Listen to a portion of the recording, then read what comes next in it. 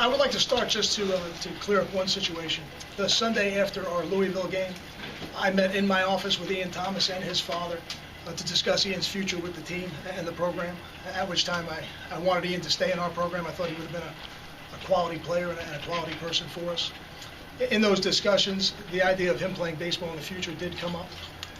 And at the end of the discussion, I asked Ian the question, are you okay leaving your team at this point in the season? And his response to me was yes. Now, in those discussions, his father did most of the speaking, and Ian was very respectful of his father.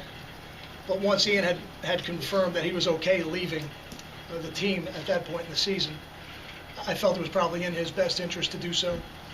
And since then, I've waited for a release request from another school. I have not received any. Other facts that I think are important to the story, our Director of Academic Support for Athletics, Scott Walker, was contacted by Ian's father prior to this, no less than 2 times to discuss Ian playing baseball here at Rutgers. At some point earlier in the season, while Ian was still on our team, he had a conversation with one of our captains, Jamal Morrell, in which he stated his heart was in baseball. I'm not used to these kind of articles coming out the way they did. I think it was unfortunate. I think had the facts been given at a time, this could have been avoided. I don't appreciate the fact that my wife and my children had to wake up this morning to see an article that paints their father as a liar and somebody that's dishonest. I've built my relationships in this part of the country over the last 20 years, and I spent a lot of time doing it.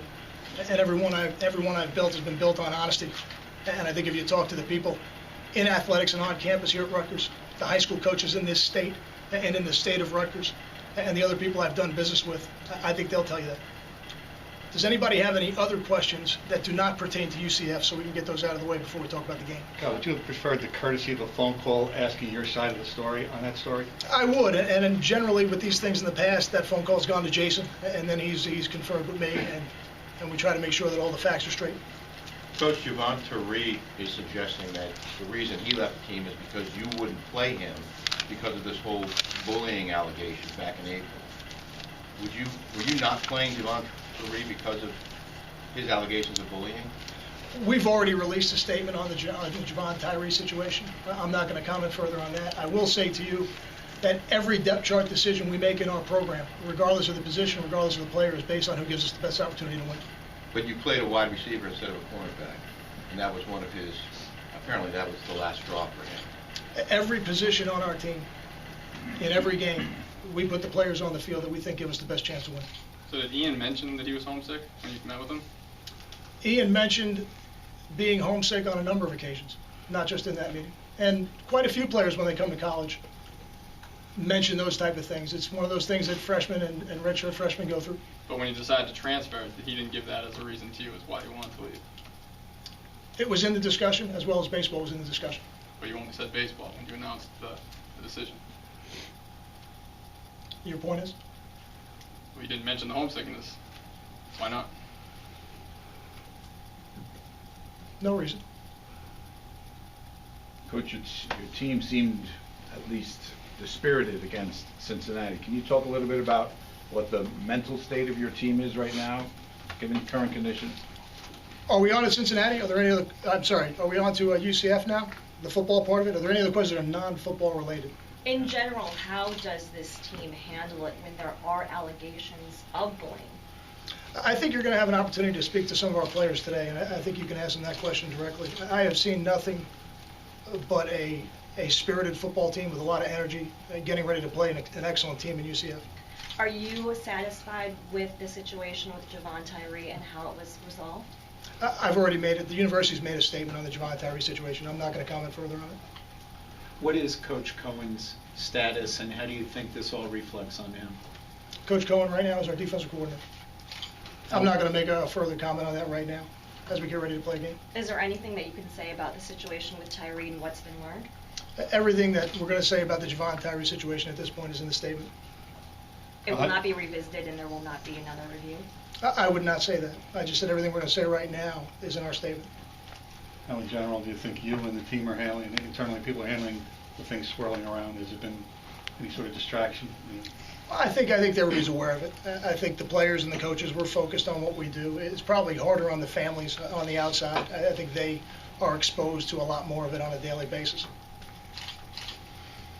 Coach, going back to the basketball situation with Mr. Rice and Julie Herman and now this, is this an institution in your mind that is ready to take the next step, Define what you mean by the next step.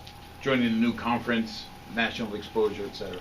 I can't speak for the university or the athletic department. I can only speak for the football program. And I know that the future of our program is moving in the right direction. And I know the players in that locker room are excited about the future of our program. And the players in recruiting that are committed to us right now are really excited about the future of the program.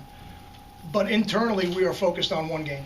And that's all we can do right now is be focused on being 1-0 versus UCF. You know, all the big picture things are things that I have to deal with on a daily basis. But for the players and the coaches, we better be fully engaged in the game plan for UCF, or it's hard enough to be 1-0. If you allow those things to distract you, it gets even harder. Does Coach Cohen have your confidence and support heading into UCF? Coach Cohen's our defensive coordinator, and if I didn't have confidence in him as a football coach, he wouldn't be there. Will it be good to hit the road for this team to maybe get away from distractions? I don't know that. I've heard people say that before, but even when we're at home the night before the game, we go to the hotel, and the routine is pretty much the same. This day and age, I don't know if you're ever with cell phones and social media. I don't know if anybody's ever completely isolated. What do you think you've learned, Coach, from the way things have gone down just in the last 72 or 96 hours after the Tyree matter became public? What do you mean? What are your thoughts on what have you learned in the way things were handled internally and externally by the university and the coverage of it? I can't comment on how the university has handled something externally. I can only comment on how I handled it within the football program. And you know, we released a statement on it, and I'm very comfortable with how I handled it internally. Do we have any other questions pertaining to the football game? What kind of things can you work on here in a short week to shore up the defense and secondary just as much as you can against another team that's going to throw it?